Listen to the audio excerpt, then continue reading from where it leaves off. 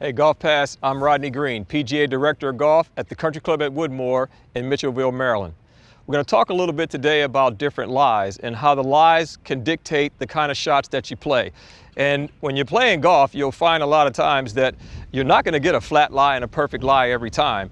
And so when you do get a lie, that's when you're going to decide what kind of shot you're going to play. So I have 3 different lies here, and one of them I would call a really good lie. Well, actually, this is a little bit what I would call a tight lie, but at least it's a flat lie and a shot that I'm going to be able to be pretty confident that I can pull off. The next one is not that great. In fact, I purposely set it down in a hole, and that's going to be a little bit tougher. And this next one or last one here is real fluffy and it sits up really high. So again, all 3 of these shots are going to cause me to have to think differently over each shot. So I'll start over here with the first one.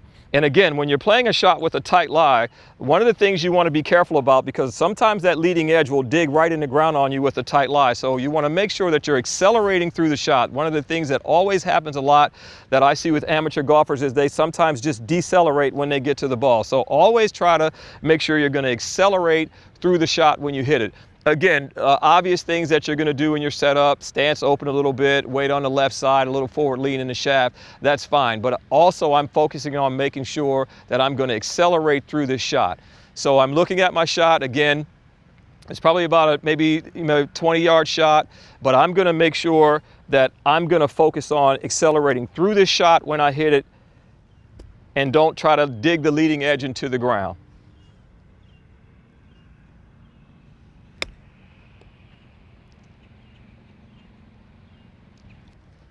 Not bad. And so now of these last 2, actually, I'm going to take the worst one last. And I'll show you the difference. So this is what I mean by assessing the lie. So if you look at how when I set this wedge in behind it, see how far it goes under the ball? This is a real fluffy lie. It's sitting up pretty good. Actually not a real tough shot because of where the golf ball is sitting. And this one, you can clearly see how much harder that is going to be where it is. Again, I'm going to save that one for last. But when I set up over this one, you sometimes want to make sure that this club is going to go right under it and it doesn't go under it too much and you just flop it up in the air.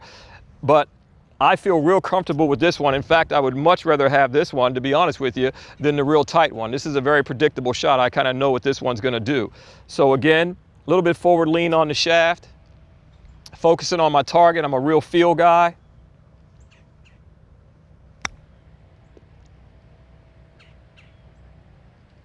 And letting it roll out. Wasn't the greatest shot in the world, but when I move to this one, and sometimes you have to remember in golf, when you get a really bad lie, you have to do what I call, sometimes you have to take your medicine. And instead of trying to get real cute with this shot and make it worse than it is, sometimes it's the best thing to do is just to try to get this thing on the green and get it as close to the hole as you can, and don't get too cute with it. So I know it's already a bad lie, so I'm just going to try to get this thing out of here and take my medicine. So not a bad shot from not a great lie. So just remember, a lot of times the lie is going to determine the shot that you play. So when you see a really bad lie, sometimes learn you have to take your medicine. And hey, if you want more great tips and content, go to Golf Pass now.